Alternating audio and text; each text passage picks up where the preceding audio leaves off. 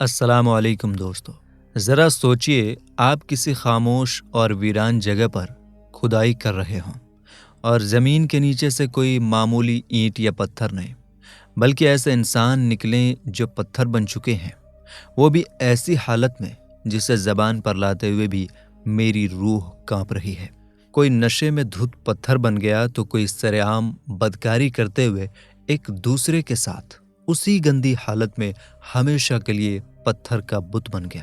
یہ کوئی من گڑنت کہانی نہیں ہے، یہ ایک بہت خوفناک حقیقت ہے جس کے ثبوت آج بھی شیشے کے تابوتوں میں بند ہیں اور دیکھنے والوں سے چیخ چیخ کر کچھ کہہ رہے ہیں۔ آپ سوچ رہے ہوں گے کہ ایسا کیا ہوا تھا وہاں؟ بات آج سے 2000 سال پرانی ہے۔ قدیم رومی سلطنت یعنی پرانے رومن امپائر کا ایک شہر تھا، پومپئی۔ لوگ کہتے ہیں کہ وہ شہر اتنا امیر، اتنا خوبصورت اور اتنا ترقی یافتہ تھا کہ جو بھی اسے دیکھتا بس حیران رہ جاتا۔ وہ سوچ میں پڑ جاتا کہ یہ دنیا کی کوئی جنت ہے یا پھر کوئی دوزخ۔ وہاں کی چوڑی سڑکیں، سنگمرمر کے تراشے ہوئے پلر، ہر گھر میں لگے فوارے اور سونے چاندی کے برتنوں میں کھانا ان کے لیے بہت معمولی بات تھی۔ لیکن اس دولت اور آزادی کے نشے نے ان کے اندر کے انسان کو بالکل مار دیا تھا۔ وہاں گناہ کوئی جرم نہیں تھا بلکہ وہ ان کا لائف سٹائل تھا۔ حکومت خود ان گندے کاموں کو سپورٹ کرتی تھی۔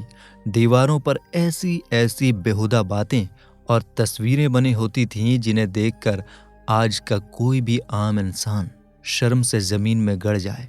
گلیوں میں، چوراہوں پر زنا کے اڈوں کے ایڈریس ایسے لکھے ہوتے تھے جیسے آج ہماری سڑکوں پر اسکول یا اسپتال کے بورڈ لگے ہوتے ہیں۔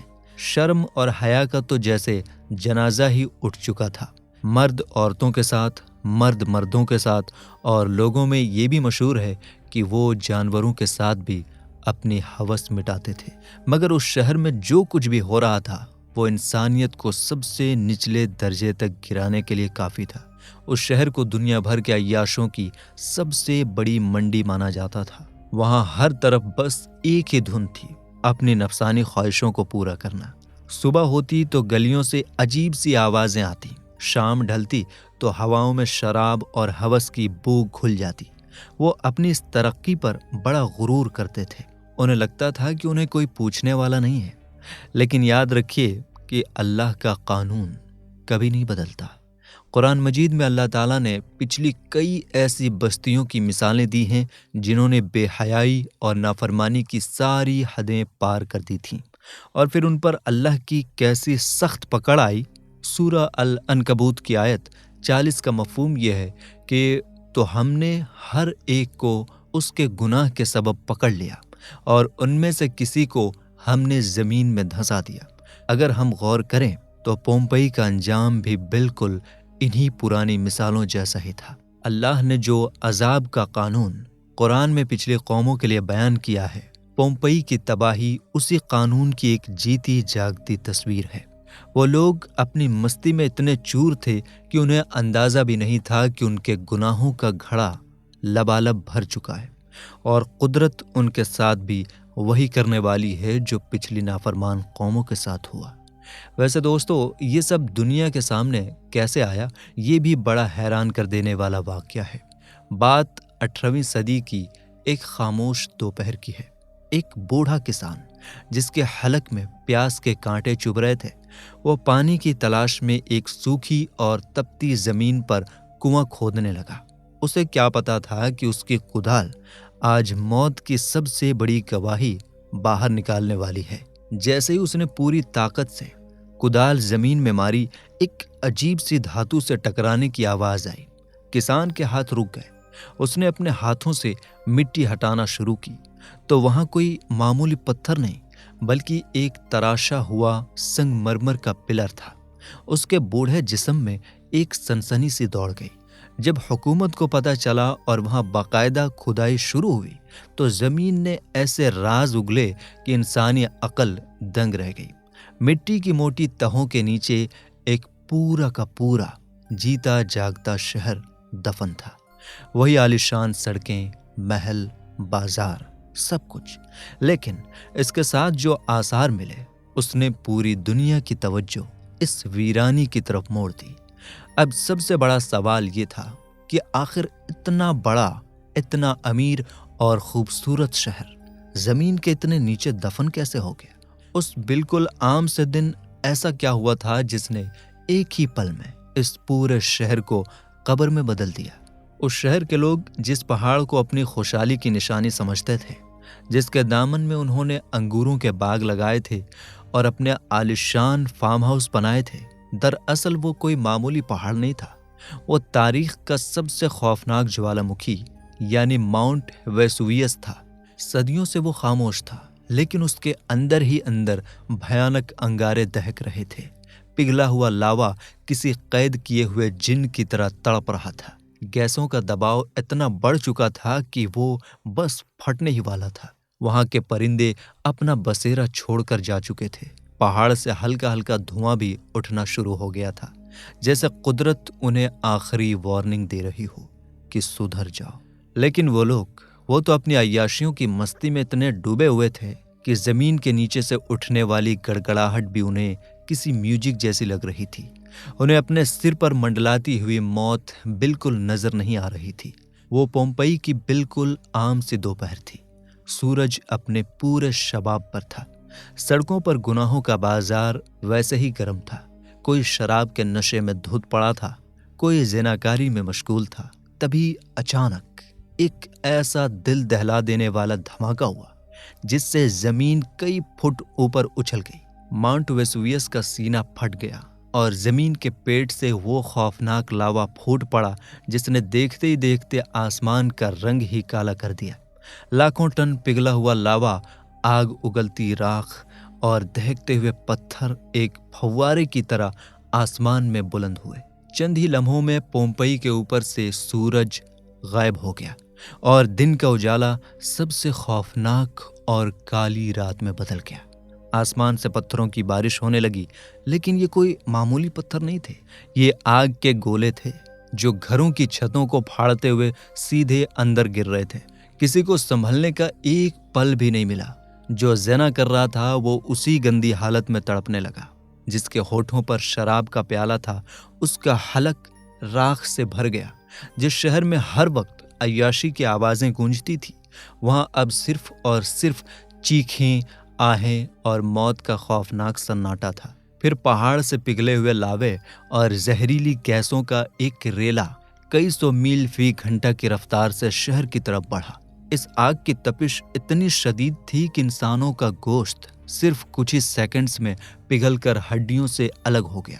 ہزاروں ٹن راکھ اور پگھلے ہوئے لاوے نے پورے شہر کو اپنی لپیٹ میں لے لیا۔ جو عورتیں اور مرد گندے کاموں میں مشغول تھے وہ اسی حالت میں پتھر کے بت بن گئے۔ جو مائیں اپنے بچوں کو بچانے کے لیے جھکی تھیں وہ اسی جھکی ہوئی حالت میں ہمیشہ کے لیے جم گئی۔ تپتے ہوئے لاوے نے ان کے جسموں کے اوپر ایک ایسا سخت کھول چڑھا دیا کہ وہ سب کے سب زندہ مورتیاں بن گئے۔ 3 دن تک یہ قیامت برستی رہی۔ پگھلا ہوا لوہا، آگ اور راکھ برستی رہی، یہاں تک کہ وہ عالیشان محل، وہ فحش تصویروں والی دیواریں اور وہ لاکھوں گنہگار انسان اسی زمین کے نیچے کئی فٹ گہرائی میں ہمیشہ ہمیشہ کے لیے دفن ہو گئے۔ پومپئی کا نام و نشان دنیا کے نقشے سے مٹ چکا تھا۔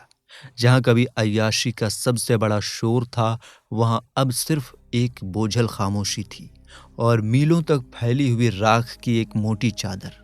قدرت نے انہیں اسی گندی حالت میں، اسی گناہ کی پوزیشن میں آنے والی نسلوں کے لیے محفوظ کر دیا، تاکہ صدیوں بعد جب زمین اپنا پیٹ پھاڑے تو دنیا دیکھ سکے کہ جب اللہ کی پکڑ ہوتی ہے تو پھر توبہ کی مہلت بھی نہیں ملتی۔ اور یاد رکھیے، یہ عذاب صرف کسی ایک پرانی قوم کی کہانی نہیں ہے۔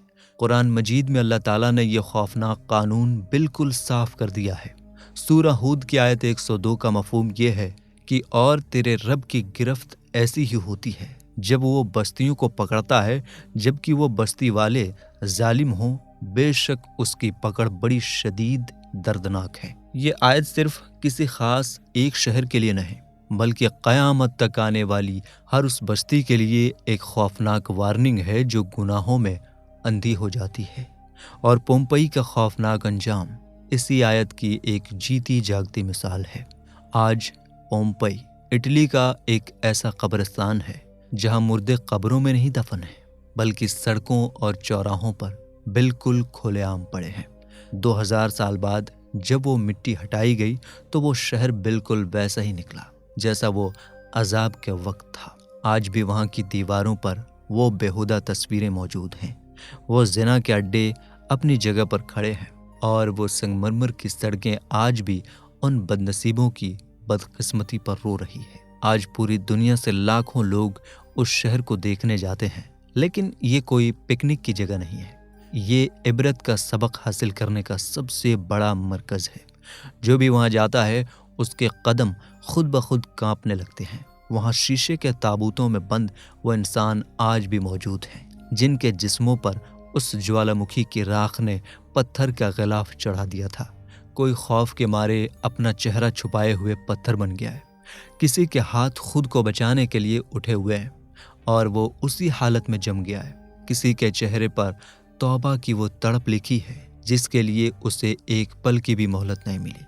इन पत्थरों के बुतों को देखकर ऐसा लगता है जैसे वक्त वहीं पर रुक गया हो। उनकी खाली और पथराई हुई आंखें आज हमसे और आपसे एक ही सवाल कर रही हैं, क्या तुम भी वही कर रहे हो जो हम कर रहे थे? पोम्पई का मिलना महज कोई पुरानी चीज़ों की दरियाफ्त नहीं है, ये हम आज के इंसानों के लिए अल्लाह की तरफ से एक बहुत बड़ी और वाज़ेह वार्निंग है। ये शहर हमें चीख चीख कर बता रहा है कि जब कोई कौम, जब कोई समाज सारी हदें पार कर देता है, जब गुनाह करने पर फ़ख्र महसूस किया जाने लगता है और जब हया का जनाजा उठ जाता है, तो फिर कुदरत अपना हिसाब बराबर करके छोड़ती है। अगर हम आज के दौर को देखें, अपनी इन बड़ी बड़ी और मॉडर्न सिटीज़ को देखें, तो क्या हमें वो पोम्पई से कुछ अलग नज़र आती हैं? वही अय्याशी, वही बेहयाई, वही गुरूर और वही सब कुछ खुलेआम। पोम्पई के खंडरात हमें पुकार पुकार कर कह रहे हैं कि सुधर जाओ, अल्लाह की पकड़ बहुत सख्त है। आज पोम्पई एक खुली हुई किताब है जिसका हर एक पन्ना खून और राख से लिखा गया है। अगर हमने इन पत्थर बने इंसानों से सबक नहीं सीखा तो याद रखिए, तारीख खुद को दोहराने में ज़रा भी देर नहीं लगती। मेरे दोस्तों, अगर आज की इस कोशिश ने, इस खौफनाक हकीकत ने आपके दिल पर ज़रा भी दस्तक दी हो, आपको कुछ सोचने पर मजबूर किया हो, तो कमेंट सेक्शन में अपनी राय का इजहार ज़रूर कीजिएगा। ये बातें सिर्फ एक कहानी की तरह सुनकर भूल जाने के लिए नहीं हैं, ये हमारे और आपके, हम सब के जागने के लिए है। इस पैगाम को, इस इबरत को सिर्फ अपने तक मत रखिए, इसे दूसरों तक पहुंचाने के लिए तहसील इल्म को सब्सक्राइब और फॉलो ज़रूर कीजिए ताकि बेदारी की ये आवाज़ और लोगों तक भी पहुंच सके। अब अगली वीडियो के लिए इजाज़त दीजिए। अल्लाह हम सबको ऐसी बुराइयों और ऐसे अज़ाब से महफूज रखे। आमीन या रब्बुल आलमीन।